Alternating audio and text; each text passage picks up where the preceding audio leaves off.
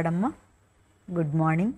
దేవుని యొక్క సన్నిధానంలో ఈ రోజున ఈ ఉదయకాలం ఇలా కలుసుకోవడానికి దేవుడు మనకిచ్చినటువంటి ఈ గొప్ప కృపను బట్టి దేవునికి మహిమ కలుగును గాక.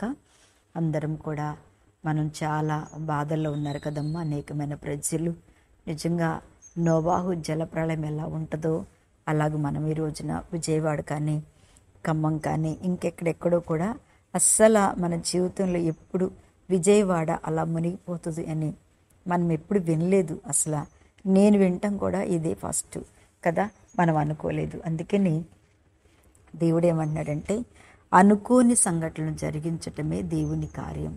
అందుకని పొంచి ఉన్నాడంట. దుష్టుడైన సాతాను వీధులెక్కి మరణము కిటికీలు కూర్చున్నది అని ఆ యొక్క మరి ప్రవక్త రాసినట్టుగా పరమగీతాలలో కానీ ప్రసంగులు ఎందులో నుండి మరణము కిటికీలు కూర్చున్నది అని. అలాగే దేవుని బిడ్డలరా, మన జీవితాలలో మరణము ఎక్కడ ఉందో తెలియట్లేదు. తండ్రి కొడుకు తల్లి ఆ బిడ్డ తండ్రి కారులో ఎంత క్షణం కట్టదు కదమ్మా. ఎంత భయంకరమైనటువంటి ఆవేదన, భయంకరమైన పరిస్థితులు. నోవాహు జలప్రళయంలో ప్రభు చెప్పాడు, రక్షణ పొందండి, రక్షణ పొందండి అంటే ఒక్కళ్ళు రక్షణ పొందలేదు. వాళ్ళు కొట్టుకుపోతున్నప్పుడు కేకలేస్తుంటే ఏం జరుగుద్ది? మన జీవితంలో కూడా మనకి వెలుతురుండంగానే, మనం మెలకు ఉండంగానే, మనం బ్రతికున్నప్పుడే దేవుని కొరకు మనము సిద్ధపడాలి. ఆమేన్. హల్లెలూయా, స్తోత్రం. బంగారం కంటే, డబ్బు కంటే, అన్నిటికంటే ముఖ్యమైనది ప్రాణం కదా. ఈ ప్రాణంతో మనం సజీవంగా ఉన్నట్టయితే మన దేవాతి దేవుణ్ణి ఏదైనా మనం కష్టపడవచ్చు. మన బిడ్డల కొరకు, మన కుటుంబాల కొరకు మనము జీవించగలం. ఈ ప్రాణం మీదే సైతానికి సమస్తమైన అధికారం పెట్టి జయిస్తూ ఉంటుంది. కానీ మనతో దేవుడు ఉన్నాడు. చెప్పండి, మన ఉపవాసాల్లో దేవుడున్నాడు. మన చుట్టూ దేవుని కంచె వేయబడింది, మన చుట్టూ దేవుని కాపుదల పెట్టబడింది. అందుకనే మనం క్షేమంగా ఉన్నాం. వారి కోసం ప్రార్థన చేయుటకు దేవుడు మనల్ని భారమైనటువంటి ప్రేరేపణతో ఉంచుతున్నాడు. ఈరోజు దేవుని వాగ్దానం యోవేలు గ్రంథము 2వ అధ్యాయము 12వ వచనాన్ని చదువుతున్నాను. ఇప్పుడైనను మీరు ఉపవాసముండి కన్నీరు విడుచుచు దుఃఖించుచు మనస్పూర్వకంగా తిరిగి నా యొద్దకి రండి. దేవునికి స్తోత్రం. ఇప్పుడైనను నిజమే, అందరూ ఇప్పుడు ప్రార్థనలు చేస్తున్నారు, ఉపవాసాలు ఉంటున్నారు. ఉపవాసం అనేది దేవునికి చాలా ఇష్టమైన బలి అర్పణ.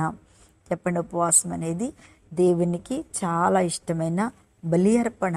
ఆ బలి అర్పణ ఎంత అద్భుతమైనదంటే శరీరమును బలి అర్పణగా అర్పిస్తూ, ఆత్మను కూడా బలి అర్పణగా అర్పిస్తూ, మన యొక్క అవయవాలన్నీ కూడా బలి అర్పణగా ప్రభువుని స్తుతిస్తున్నాయి. అంటే అది కేవలము దేవుడిచ్చిన శక్తి.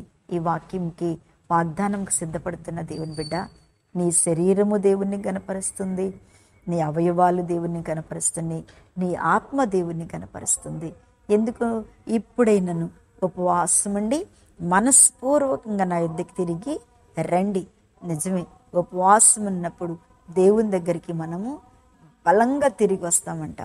లోకము నుంచి, లోక అలవాట్ల నుంచి, లోక పరిస్థితుల నుంచి ప్రభు దగ్గరికి వచ్చి ప్రభువుని అత్తుకొని, నిజంగా మన ఉపవాసాలు ఉంటున్న బిడ్డలు అనేకమైన సంఘటనలు చెప్తున్నారు, దర్శనాలు చెప్తున్నారు, కళలు చెప్తున్నారు. ఎంత అద్భుతం కదా. నిజమే, మన శరీరము ఆత్మ దేవునితో కలిసి ఆనందపడుతుంది. యేసు నామములో మహిమ కలుగును గాక. ఉండండి. ఉన్నప్పుడు దేవుడు దావీదుకి ఏం చేశాడో అది చేయబోతున్నాడు, దానియేలుకి ఏం చేశాడో అది చేయబోతున్నాడు, ఎస్తేరుకు దేవుడు ఏం చెప్పాడో చూడండి. ఉపవాసము అని మనం ఎప్పుడైనాను ఉపవాసం ఉండండి. ఇప్పుడు ఉపవాసం ప్రతిష్ఠించుకున్న మీరందరూ ధన్యులు. ఎందుకో తెలుసా? దానియేలులాగా, దానియేలు నీవు నాకు బహుప్రియుడు అన్నట్టుగా ఈ రోజున మనందరము, లోకంలో ఉన్న మనందరము దేవునికి ప్రియులముగా మారిపోతున్నాం. ఆమెన్. దేవుని స్వరం, దేవుని చేత దానియేలు ఇదిగో నాకు బహుప్రియుడు అని చెప్పినట్లుగా మనందరము రూపాంతరం పొందుతున్నారు. మీరు రూపాంతరం, నిజంగా మీ రూపాలు మారిపోయినాయి, మీ శరీరాలు మారిపోయినాయి, మీ దేవదూత ముఖంలాగా ప్రకాశిస్తున్నారు. అంటే అది కేవలము దేవుడు రూపాంతర అనుభవాన్ని మీకు ఇచ్చేశారు. అందుకనే ఆయన అంటున్నాడు, నిజంగా నా ప్రియుడా అని పిలిచినట్టుగా ప్రియమైన వాడాన్ని పిలిచినట్టుగా దేవా నీ ప్రార్థన కూడా, నీ ఉపవాసం కూడా ప్రభు ఆలకిస్తూ ఉన్నాడు. ఎస్తేరుకి అసాధ్యమైన కార్యాన్ని దేవుడు ఎలా చేశాడో కదా, ఉపవాసం ద్వారా సమస్తము సాధ్యమైతే ఉపవాసం ద్వారా ఎస్తేరుకి అసాధ్యమైన కార్యాన్ని దేవుడు ఎలా సాధ్యపరిచాడో ఈ 45 రోజులు ఉపవాసం ఉండి పోరాడుతున్నావా? ఒక్క ఉంటున్నావా? కంప్లీట్ ఉంటున్నావా? లేకపోతే ఒక గడి ఉంటున్నావా? ఏదన్నా కానీ దేవుని దండము అనగా దేవుని ఆశీర్వాదం, దేవుని హస్తము నీ పైన చాపబడి ఉంది. ఇది ప్రవచన వాక్కులతో కూడిన వాగ్దానంను ప్రభు ఈరోజు మీకు విడుదల చేస్తూ ఉన్నాడు. అది ఎలాంటిదైనా కానీ, ఎలాంటి సమస్యని కానీ, ఎలాంటి బాధని కానీ ప్రభు తప్పకుండా తీరుస్తాడు, తప్పకుండా నెరవేర్పు చేస్తాడు. ఆయన తప్పకుండా నీ ప్రార్థన, నీ యొక్క ఇంటి స్వరము, కన్నీరు, ఉపవాసము, నీ ప్రయాస తప్పకుండా ఈరోజు ప్రభు నీ ఉపవాసమునకు ఈ ఎస్తేరుకు సమాధానం ఇచ్చినట్లుగా, దానియేలు ప్రియుడా అని పిలిచిన రీతిగా ప్రభుని యేసు నీ ప్రార్థనకి అటువంటి ఆశీర్వాదం అనే బదులు నీకిస్తున్నాడు. తప్పకుండా చెప్పుని అందరు చెప్పండి, నేను ఎస్తేరులాగా అసాధ్యమైన దాన్ని సాధ్యపరిచే నా దేవుడు నాతో ఉన్నాడు, నేను పొందుకుంటున్నాను, నా ప్రభు నాకు అది ఇస్తున్నాడు అన్నవాళ్ళు అందరి కళ్ళు మూసుకోండి. మీకోసం అద్భుతంగా ప్రార్థనలో దేవుడు మాట్లాడబోతున్నాడు. మహాపరిశుద్ధుడా, మహిమ కలిగిన తండ్రి స్తోత్రం. ఎంతమంది ఏకీభవిస్తున్నారు? వారి ఉపవాసములకు తగిన ప్రతిఫలము ఇదిగో దేవా మీరు ఇస్తున్నందుకు స్తోత్రాలు. వారు బహుమానముగా దీవెనగా పొందుకుంటున్నందుకు స్తోత్రాలు.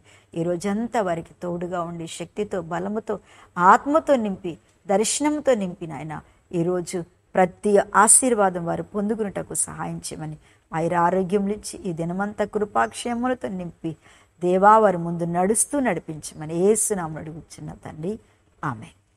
ప్రైజ్ లార్డ్ అమ్మ. దేవుడు తప్పకుండా మీ ప్రార్థన ఆలకిస్తున్నాడు. ఆమేన్.